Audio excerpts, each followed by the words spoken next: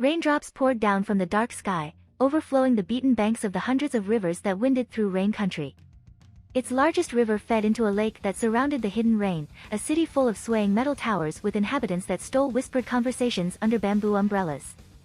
Farther out, away from the city, a simpler people rested under thatched roofs, the grass muting the deafening roar of the constant rainfall.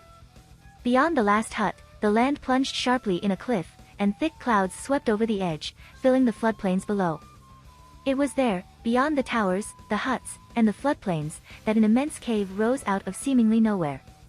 It lay in a fog so dense, only those who had lost their way could possibly stumble upon the cave. For several years now, the cave had been the hiding place of a gigantic wooden statue. The wood was rough and hewed and shaped in a humanoid form. Holding secrets long since forgotten over a millennia, it had 9 eyes, 3 of which stared unblinkingly out at the other occupants of the cave. A missing nin bearing the slashed hitayate of the hidden waterfall made his way to the center of the cave. On his shoulder, he carried the unconscious body of a large man in armor. Throwing it heavily down on the ground, he surveyed his surroundings with a keen gaze. "Don't tell me I'm the first one back. Even after the long chase this one gave me?" "Kisame is currently on his way back with the 8 tails Jinchuriki," answered a woman's voice. Sitting alone and closest to the cave's entrance sat a young man with white hair. Baring his jagged teeth in a grin, he added, "Seems like the 2 tails managed to get away, though. A mere setback. It is only a matter of time until we capture the rest," said a deep voice from farther back in the cave. Of his dark silhouette, only a pair of penetrating, ringed eyes could be seen. "And now, with the addition of the 5 tails, we are another step closer to our goal. I see several new faces. Am I right to assume these are the new replacements?" "I've heard a lot about you," said the young man. "The immortal bounty hunter, Kakuzu. A source told me that you handed in the bounty of Raiga, one of the 7 swordsmen. You wouldn't happen to know the whereabouts of his sword, Kiba?" Kakuzu's pupilless eyes traveled to meet the young man's. "Doesn't seem to ring a bell." "I'm sure it doesn't." As the two regarded each other warily, shadows shifted in the recesses of the cave. Slowly, a figure separated from the darkness to reveal a slashed hidden rain hitayate and an expressionless face bearing multiple metal piercings. "Let us begin the extraction process." "No," said Karen, relishing the taste of the word in her mouth. It was a sight she'd always longed to see. Her teammate staggered before her, a jumble of sagging flesh and intestines. It was a horrible death, and Karen only wished it had been more drawn out. However, judging from all the blood he had lost, he should have already been dead. But as though carried by a wrathful spirit, Burami stumbled to his feet, face twisted in agony and hatred, and breathed at her, "No? You, useless bitch. I'm going to bite every inch of you, until you're screaming, squirming, I'm going to kill you." His words were empty, and yet, Karen felt the smile fade from her face. "You're already too far gone. You can't kill me." Burami spat out a glob of blood, and Karen flinched as specks splattered across her face. "When Zosui finds out what you've done." At the mention of the name, Karen involuntarily took a step back, and Burami grinned bloodily. "Hee, he'll suck you dry, just like your mom, and you'll wish you were dead, you watch." His eyes rolling back, he dropped to the ground. The sour stench of urine filled the air. Finally, her teammate was dead. But instead of feeling satisfaction, Karen found her eyes drawn to Burami's face. His lips were still reared back, frozen in a sick grin. She felt her stomach twist. And then she heaved, hot bile souring her throat. Naruto held the blade of his kunai to Gaara's neck. "Call off your men, or I'll kill him." The grains of sand that protected Gaara shivered in place, and Naruto felt the eyes of both Sand and Leaf Nin fixate upon him. It was a bluff, of course. There were too many questions he wanted to ask and too many things he wanted to know about Gaara. Judging from the way the faces of the Sand Nin blanched, however, it seemed they could grasp the ramifications of his threat. "We don't have the authority to do that," said a Sand Jonin. "We follow only the command of the Kazekage." Time was running out. Naruto was already on his 2nd clone, and he could feel the last droplets of natural energy seeping out of his limbs. One final push of his senses, and he searched the battlefield for a chakra signature that could have belonged to the Kazekage, except, there was none. "Either your Kazekage isn't here, or he's already dead," he said. "That's right," Kakashi spoke up. He and his Chunin team had been the primary engagers in the fight against the Sand Nin. "Someone was impersonating the Kazekage. I suspect it was the deed of the missing Nin known as Orochimaru." The Jonin's face hardened. Impossible. Your lies won't shake us. Our allies have barricaded your Hokage with the Kazekage, and it is our lord who will emerge victor. No. Another Sannin began hesitantly. They're not lying. I haven't been able to sense the Kazekage since we arrived at the village. The Sand Kunoichi, Temari, recoiled. What? That's impossible. I saw Fath, the Kazekage, sitting with the other Kage during the exam. Orochimaru is infamous for his use of a technique that can steal faces, said Kakashi. That may have been the case with the Kazekage. The Sand Jonin furiously turned on his subordinate, who shrank back. Why didn't you say anything until now? The Kazekage's escort informed me it was part of the plan. Since when? The growing looks of confusion on the Sannin's faces told Naruto everything he needed to know about their involvement in the invasion on the Hidden Leaf, or perhaps, more accurately, their lack of involvement. It seemed they'd all been played like puppets in a much larger scheme that had taken advantage of the Hidden Sand's struggling circumstances. Lower your weapons, said Naruto. Or the Jinchuriki dies. The Sannin collectively turned towards the Jonin, whose face twisted in a myriad of emotions: anger, confusion, doubt, weariness. Temari stepped forward, her jaw set. Baki. The Jonin dropped his blade to the ground with a clatter. Following suit, the rest of the Sannin lowered their weapons. At the same time, Naruto felt his limbs returning to their original state, and as his strength left him, he lowered his Tanto blade from Gaara. The situation was worse than anything Hinata could have imagined. Metal screeched as weapon met weapon. Red-painted faces groaned on the ground. Black smoke marred a cloudless sky. Medic, shouted a voice. Snapping back to attention, focus, Hinata, she hurried to the source, a female ANBU wearing a cat mask. She held an unconscious male Chunin in her arms, who appeared to be bleeding out. Though Hinata couldn't see the ANBU's face, from the tone of her voice, she must have been frantic. I tried stabilizing him, but he's getting worse. As soon as she saw his injury, Hinata felt the panic disappear, leaving behind a sharp, focused calm.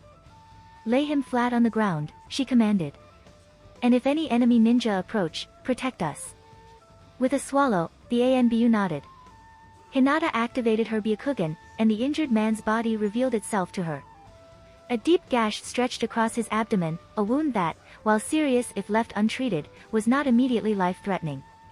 The man's body suddenly spasmed, before stiffening, and a bubble of frothy sputum formed at his lips. Hinata frowned, focusing her survey. Judging from the symptoms, there had to be something else, there.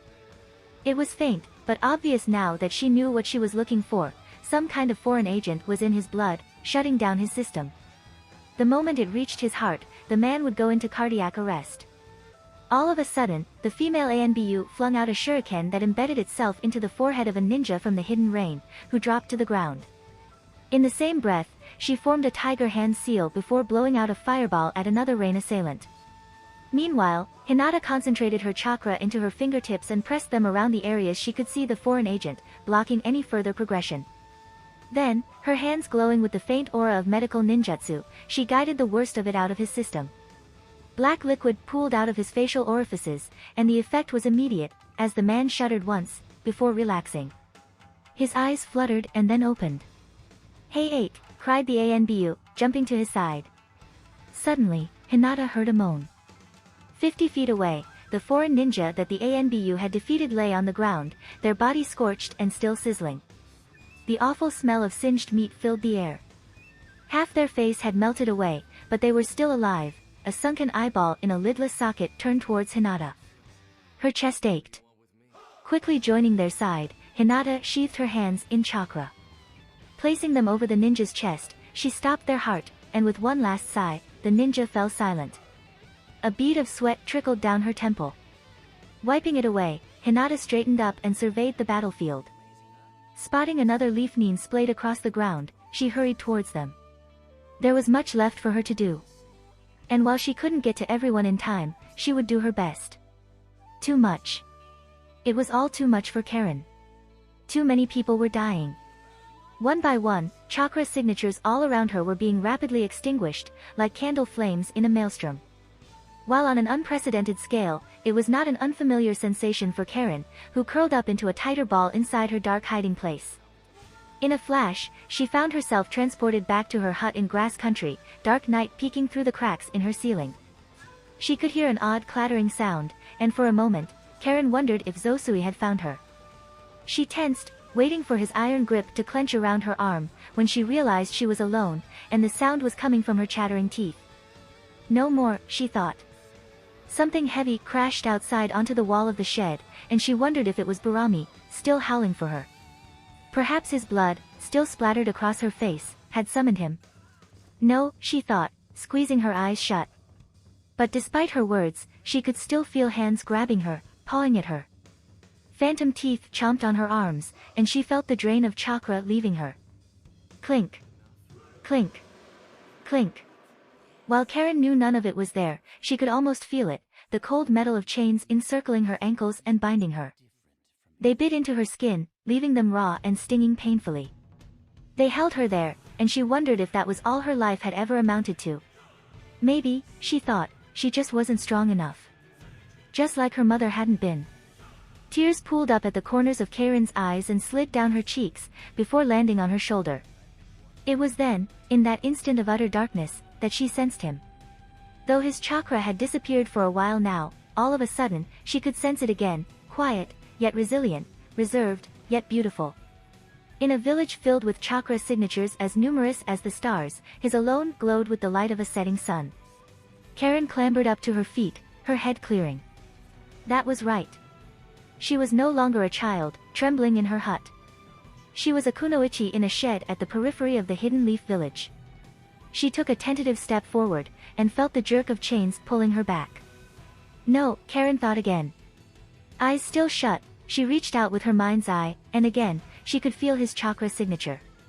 The paradoxical cold and warmth of it calmed her pounding heart. You're welcome.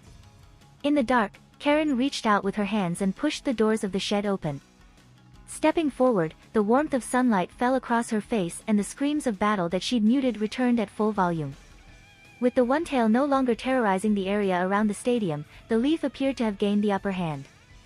Though the unmoving bodies on the ground were in equal parts leaf nin as they were foreign ninja, the number of active skirmishes had dropped.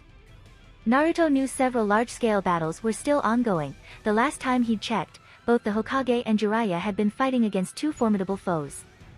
However, with his own chakra reserves on its last legs, the only thing he could do was to have faith in their abilities. Given the circumstances, their primary concern was to keep an eye on Gaara. In the meantime, Sasuke and Sakura had left to help rescue more civilians, and Naruto and the remaining members of Team Kakashi tied up the captured Sand Nin. This is chakra rope, explained Menma, crouching down to bind the Jonin's wrists. Picked it up from my uncle, it blocks chakra flow so that they can't escape. As Menma finished the rest, Kakashi turned to Naruto. The left side of his face was covered, as it usually had been. It felt strange knowing that under the bandages, the infamous Sharingan eye was no longer there. He had to wonder how its absence would affect the Jonin's future. That masked man. Started Kakashi. He was there, in Wave Country. He was the one who killed Zabuza. Naruto raised his eyebrows. He had never read the official mission report, and had always assumed Kakashi had been the one to kill the missing Nin. What did he mean by taking back the eye, sensei? I can't say that I know. I'm still thinking about it myself. Are there any Uchiha, other than Sasuke, that are left? There is the one who massacred the clan in the first place. But I knew him, personally, and his fighting style was nothing like the masked man. Kakashi paused. As for what he said to you, I know that I have become busy with my team lately, and you have your own duties now. But Naruto, I hope you know that I consider you, well, very highly. While Kakashi seemed to have lost his usual eloquence, Naruto thought he understood. The answers he had been seeking in the outside world, maybe they'd been here this entire time. Somewhere inside of him, something was starting to take shape. While mostly intangible, with a little more effort, he thought he might be able to make something of it. Naruto wondered whether the ramen stall was still intact. I don't know, sensei. What? After that sad showing you made in our match the other week, I don't know if I can take that as a compliment. Kakashi blinked. The corners of his lips twitched upwards. I guess we'll need to have another rematch soon. I'll make you eat those words. Making a non-committal sound, Naruto replied, we'll see. You were never this cheeky to me before. Kakashi sighed. All this, just because we're the same rank now. I never took you for that kind of person. You can blame Jiraiya-sensei for that.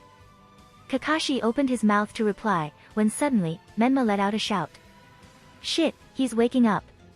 Immediately, Naruto jumped up. It was impossible. The blow he had delivered should have knocked him out for at least an hour. But he realized in a rush that he'd miscalculated, that while a normal person may have been out for an hour, the same rules didn't apply to a Jinchuriki. Mother is angry. That was the first thing Gaara knew when he regained consciousness. Or perhaps, it was what had awoken him. Just as I was freed, you dare to imprison me? His head was groggy. What had happened? Was the village destroyed? Why couldn't he move? Gaara felt his eyes widen as he realized, he was tied up, trussed up with rope and thrown aside, his face pressed into the dirt. As though he was just anybody. You dare. Voices were shouting all around him. Chest heaving, Gaara strained against his bindings. They were strong, but it was nothing for him. Breaking free, he felt his chakra begin to recirculate through his body, and he got to his feet. He felt his body sway, his head was spinning. Everything was black and red. There were no faces, only others. Others who hated him, dreaded him, feared him.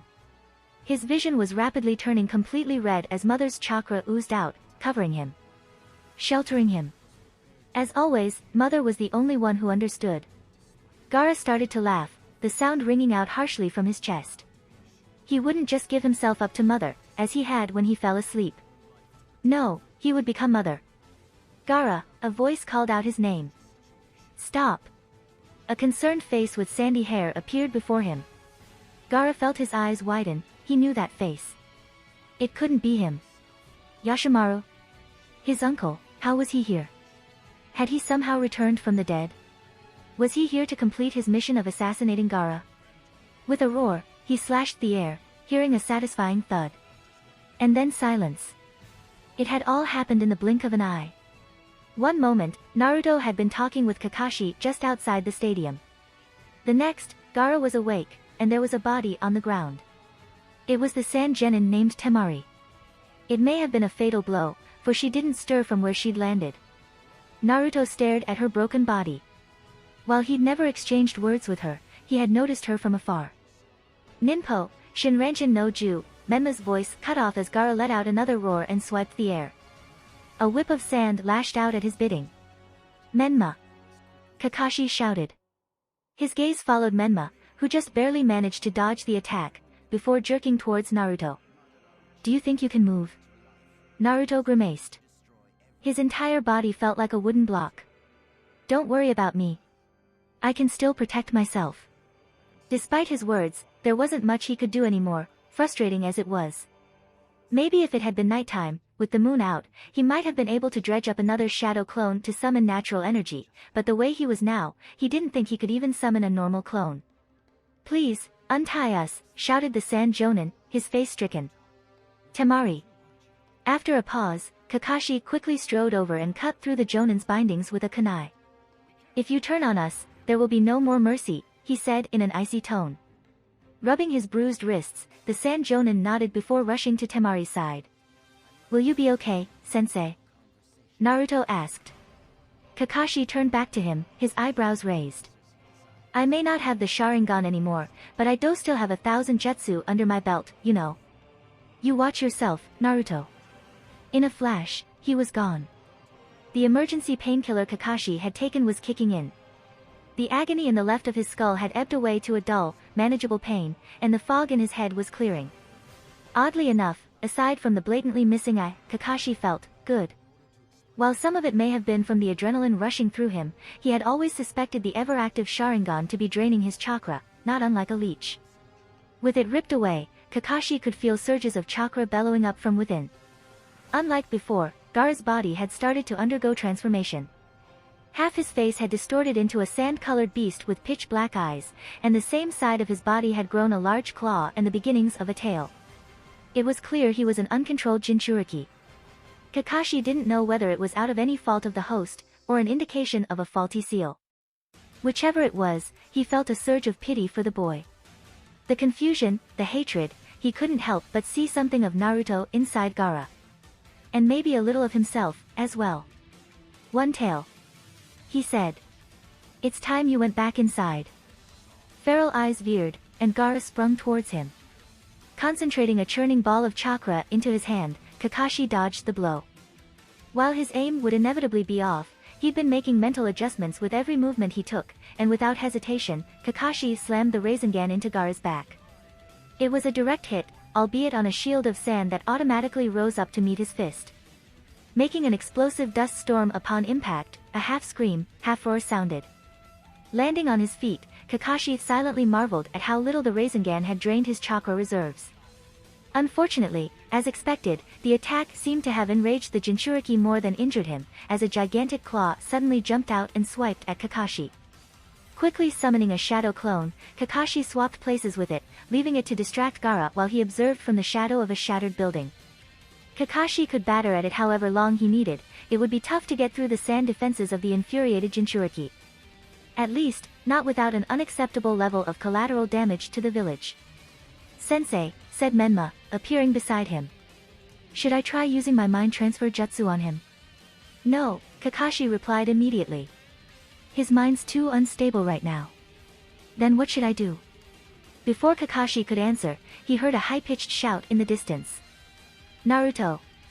Bodies lined the streets and fire swept across the rooftops, but none of that mattered to Karen. Her chest heaving, the sound of her heart pounded explosively in her ears. Her mouth was dry, her throat sour with bile. "Please, make it on time." Karen didn't know what had happened, but in the space of mere minutes, somehow, his chakra signature had grown weak, weaker than she'd ever seen it before. The elation that had been carrying her turned into terror, and it made her feel sick to the stomach. It was a terrible and strange feeling. Terrible, because Karen couldn't bear to even think about what would happen if that particular chakra signature were to be extinguished. And strange, because Karen knew that her feelings were one-sided. Karen wasn't stupid. She knew that to him, she was just a nobody from a foreign village. But it didn't matter, because to her, he was special. When she had been starving, he had given her fish to eat. It warmed her belly for a single night, and it was the best thing she had eaten in a long, long time. He barely seemed to remember, but that didn't matter. Karen remembered. There, in the distance, she saw him. A dot that grew bigger and bigger, to reveal a red-headed male in leaf fatigues. His chakra signature, while weak, was still hanging on. There was a monstrous signature nearby, the same one that had erupted in the stadium and started this whole mess, but that didn't matter. What was important was that he was there, breathing. "Naruto," she shouted, eagerly. However, the wind carried her voice away from him, and she felt the monster instead turn its attention towards her. Its face twisted, and it leaped towards her. With a screech, the world seemed to slow down around her. Eyes widening, she followed the monster's trajectory through the air. The moment it reached her, she knew she would die. Clink. She would die, without having ever escaped her village. Clink. Clink. Without having killed Zosui. Clink clink clink. Without ever seeing the stars again. Clink clink clink. Without ever meeting Naruto again. No. Something within her, everything that had been coiled up tightly inside for a long time, exploded. In a burst of color, the world returned to its normal speed. Chains, glowing brightly with chakra, flew out of Karen, wrapping themselves around the beast. Kakashi could hardly believe his eyes, a red-haired woman, with chains coming out of her body that wrapped themselves around a tailed beast. Kushina. No, it couldn't be. She died years ago, on the same night that had claimed the fourth Hokage. The woman before him must have been another survivor of the Uzumaki clan, and now that he looked closer, it was true. This particular woman wore glasses, and behind them were a pair of striking crimson eyes. Kakashi vaguely recalled seeing her before. She was a Kusa genin participating in the Chunin exams. At the time, he'd even teased Naruto about her. He'd never expected to see that technique again, and it couldn't have come at a more opportune time. However, it looked as though she didn't know how to properly utilize the chains. Instead of completely subjugating Gaara, the chains were merely pinning the Jinchuriki down on the ground. Like a feral animal that had been caught in a trap, Gaara struggled for freedom, roaring in anger. He was more beast than human at this point, he was out of control, and he was destroying their village. It was unfortunate, but it left Kakashi with only one viable option. He drew in a deep breath and made up his mind. Palming a kunai from his holster, he began to channel lightning chakra into it. The ear-splitting sound of chirping birds filled the air. Without his Sharingan, he couldn't use the lightning cutter the way he'd used to, but on an immobilized opponent, this would be more than enough. Only, he couldn't guarantee Gaara's survival. "Wait!" shouted the Sand Jonin, standing up to block Kakashi's path. He held the dead girl's limp body in his arms. Kakashi could barely hear his voice over the sound of his jutsu, and had to read his lips to catch his words. "You can't kill him." Kakashi resolutely shook his head. With a screaming sound, the kunai shone a bright blue. It was ready to go. "Let me talk to him," begged the Jonin. "Just give me a few seconds." Without waiting for Kakashi's response, the Jonin raced over to stand in front of the struggling Jinchuriki. What is this? Unlike the ropes from before, Gaara couldn't free himself. The things weighing him down looked like chains, but they must have been imbued with an unbelievable amount of chakra, for he couldn't even budge. With a gnash of his teeth, Gaara screamed in frustration. His head was spinning. The world was red, and the others around him were jeering. He couldn't take it anymore, he couldn't take it anymore. Gaara. Again. Why did they keep calling out his name? This time, it was a man with red markings on his face, Baki. He may have been Gaara's team leader, but in the end he, too, was an other. Gaara didn't need him. He raised his and mother's arm to bat him aside, when suddenly, Baki lifted up a body in his arms. "Look at what you've done, Gaara." For some reason, tears were streaming down the Jonin's face. "You've killed Temari. Your own sister." Temari. What was Baki talking about? That wasn't Temari. That was Yashimaru, his first would-be assassin. Temari was back home with Kankuro, she was. The body, its hair was tied up in pigtails. And her frame, it was a woman's body. Gaara froze. Temari. Suddenly, through the red haze, he remembered, his sister had accompanied him to the Chunin exams. They'd had ramen together just a few nights ago. And she'd been the one to signal to him during his match in the third exam. I killed her. Impossible as it seemed, Gaara stopped struggling. The One-Tail's characteristics began to fade from the Jinchuriki, as the oversized arm and tail began to shrink, the chakra chains tightened in sync. Soon, only Gaara in his fully human form was left. It seemed Kakashi had been wrong. There had been another option. He just hadn't been able to see it. He was glad to be proven wrong. Slowly, Kakashi lowered his kunai, and the shrill sound of birds faded away into the air. Kakashi of the Sharingan, said a cold voice to his left. "This is for Zabuza." Before he could react, something pierced through his back, ramming straight into his heart. His eyes widened. He looked down, to see a bloody senbon needle protruding from his chest. Suddenly, he couldn't speak. With the last of his rapidly fading strength, he looked back and saw a mask, a hunter name. Kakashi stumbled, before dropping to his knees. Someone was shouting, but he couldn't make out the words. Everything was growing dark. His chest was unbearably tight. He couldn't breathe. Was he dying? It was true what they said about your last moments. Kakashi could see his life flashing before his eyes, the faces of his loved ones surrounded him. His father, the once renowned White Fang of the Leaf. Obito. Rin. Minato-sensei. Mayu. Rai. Everyone he'd ever held dear, they'd all gone before him, leaving him behind. It had been hard. But he was a shinobi, and he had endured alone as best as he could. No. That's not quite right. He hadn't been quite alone. He still had. Nah. Though Jiraiya had battled countless opponents of all shapes and sizes over the years, he was finding it difficult to believe that the man before him was actually human. Scuttling across the rooftops on all fours, an iron tail whipped out from the man's cloak towards Jiraiya, who leaped backwards. Without pause, the man's mouth opened, and a barrage of senbon needles rapidly shot out. They would have hit Jiraiya, if it weren't for his white mane technique protecting him. As it was, the needles deflected off and bounced harmlessly down to the ground. Landing a distance away, Jiraiya waited for his opponent to pursue him. However, as he'd suspected, the man didn't move from his rooftop. It seemed that no matter how many times Jiraiya attempted to move the battle outside of the village walls, the man wouldn't follow him. It was clear that while his intended opponent was Jiraiya, his primary goal was to protect the perimeter of the barrier walling off the Hokage and Orochimaru. That alone told Jiraiya his opponent was different from the others he'd faced in the organization so far. Rather than fighting for the love of battle or to quench his bloodthirst, this man fought with purpose. This was an issue, of course, because it meant that Jiraiya couldn't summon Gamabunta. And while Jiraiya thought he could eventually outmaneuver the puppeteer, with the village as a battleground, he wanted to minimize collateral damage as much as possible. Jiraiya-sama. Are you alright? A dark-haired ninja appeared beside him, with a team of 3 young shinobi in tow.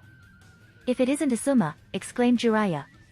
Don't write me off just because I've started to develop a bit of a gut. Lips rearing back in a grim smile, Asuma held up a pair of blades. I wouldn't dream of it. We're here to help. What's your plan for this clown? Funny you should ask. Biting into his thumb, Jiraiya painted 2 red lines on his face and brought his hands together. I can't take my hands apart for a while, so I'm going to need you all to buy me some time. While it would have been faster to travel in her transformed state, the blue flames were too conspicuous, and Yujito did not like her odds against a long-ranged opponent. A distance away in the sky, she could make out the white speck that was the strange flying organism belonging to the Akatsuki intruders. Hiding her presence as best as she could while maintaining a pace that wouldn't falter behind, Yujito had been following their tail for the past few hours. They had since left Lightning Country behind and were now skirting the border of Frost Country. Either that, or they were already in Hot Water Country.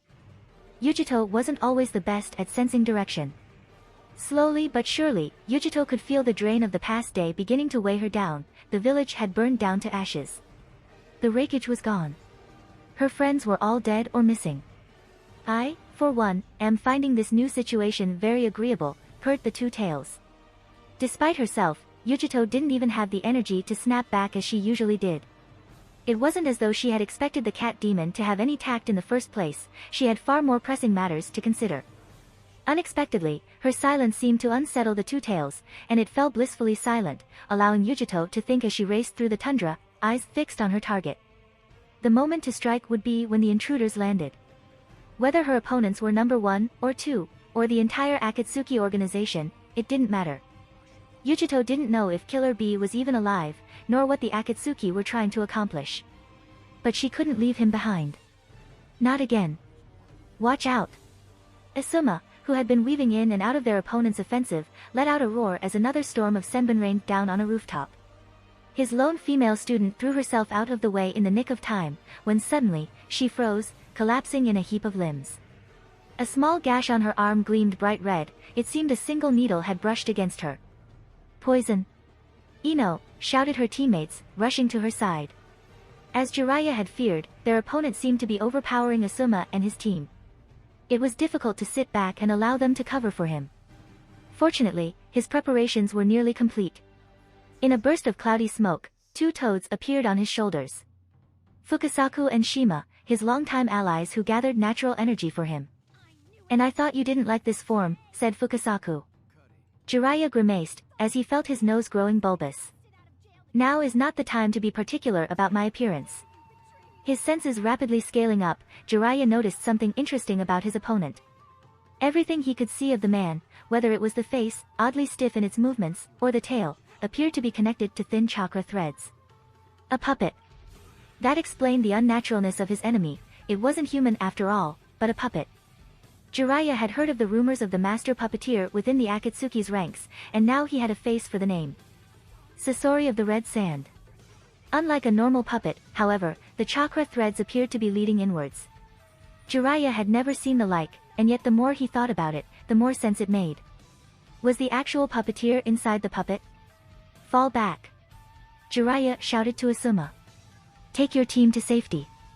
Asuma grimly regarded his student, before looking up at the rooftop beyond Sasori, at the violet barrier surrounding the Hokage and Orochimaru.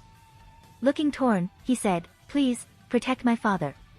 You underestimate that old man, said Jiraiya. He'll be fine. His tone must have been overly jovial. Asuma only responded with a grim nod, before picking up his student and disappearing. The sage, Jiraiya. Said Sasori, the puppet's tail arched inquisitively.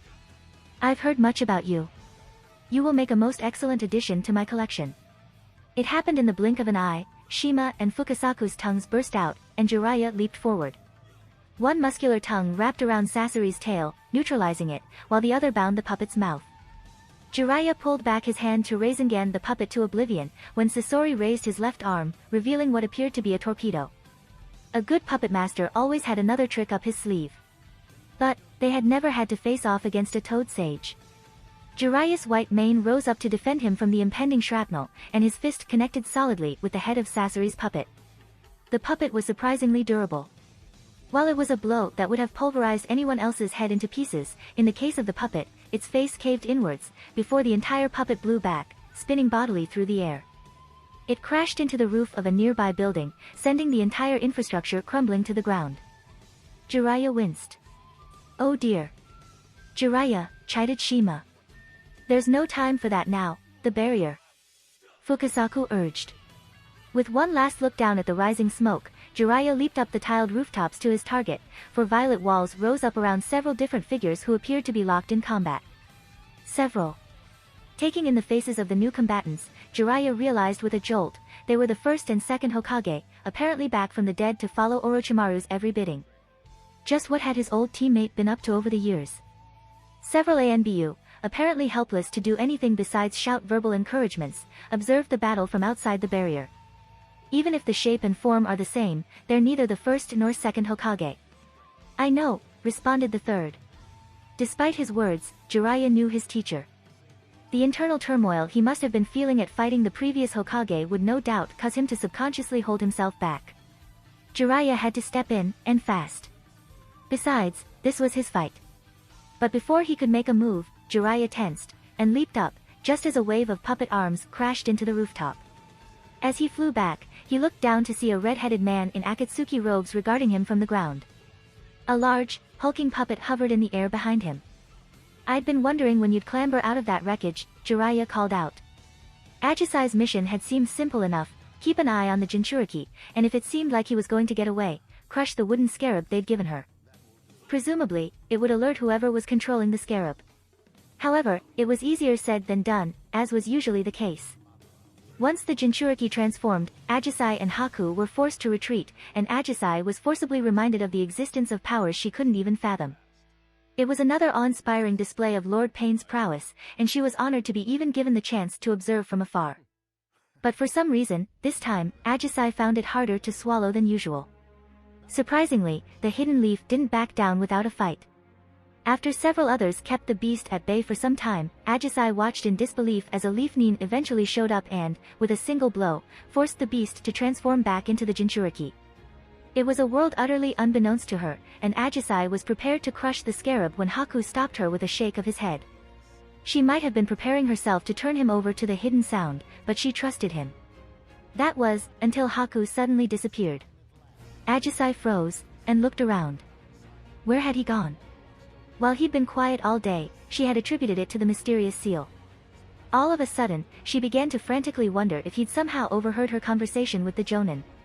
In a flash, Haku reappeared. Or at least, she thought it was him. He was wearing a mask she'd never seen before.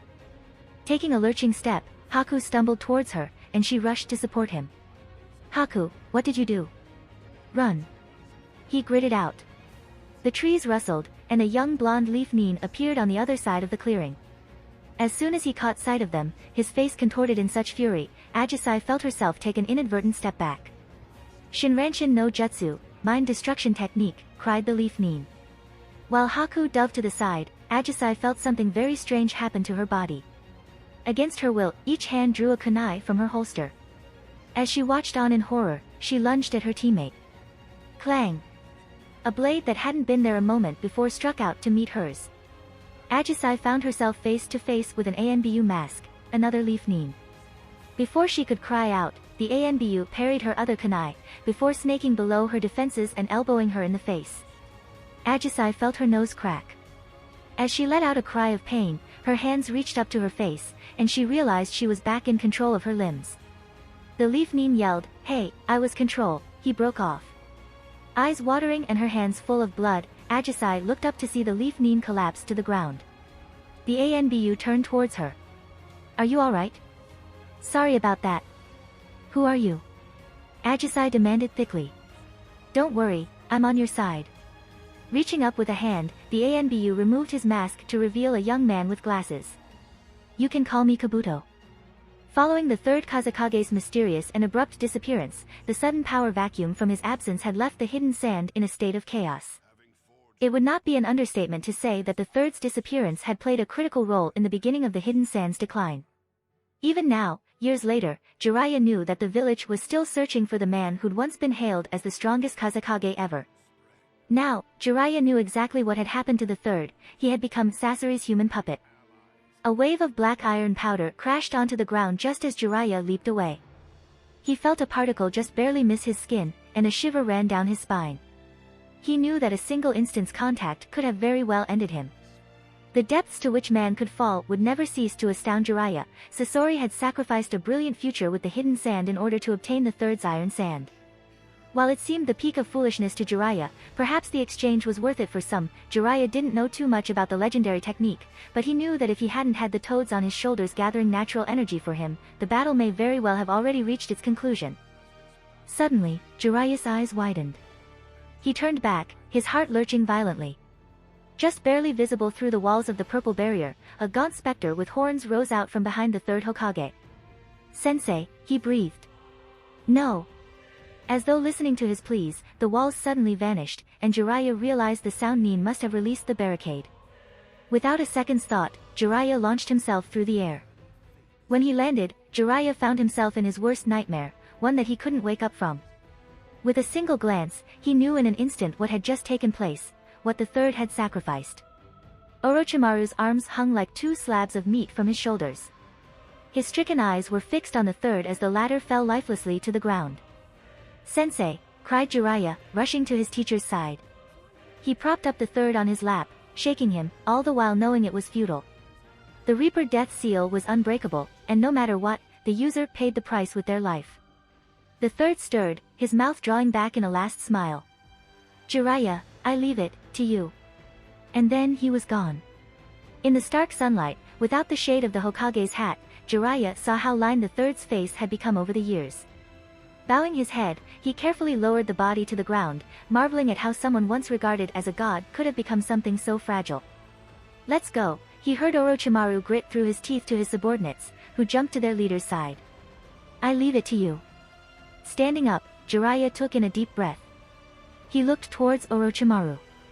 There, in his gaunt face, Jiraiya found no trace of sadness or regret. There was only anger and hatred, and he felt his heart lurch at the realization. Jiraiya took a step towards Orochimaru. And then another.